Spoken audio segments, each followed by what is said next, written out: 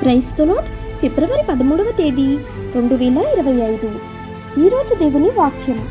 లోకులందరూ యెహోవా యందు భయభక్తులు నిలుపవలెను, భూలోక నివాసులందరూ ఆయనకు వెరవవలెను.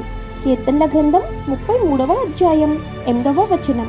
ప్రియమైన సహోదరి సహోదరులారా, ఈ వచనం దేవుని సార్వభౌమాధికారం యొక్క శక్తివంతమైన ప్రకటన.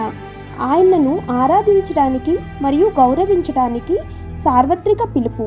ఇది దేవుని గొప్పతనాన్ని మరియు ఆయన పాత్ర యొక్క విస్మయం కలిగించే స్వభావాన్ని గుర్తు చేస్తుంది.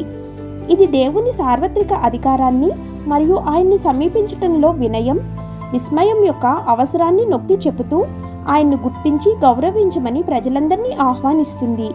ఈ వచనం ప్రభువు పట్ల స్తుతి ఆరాధన యొక్క లోతైన వ్యక్తీకరణగా పనిచేస్తుంది.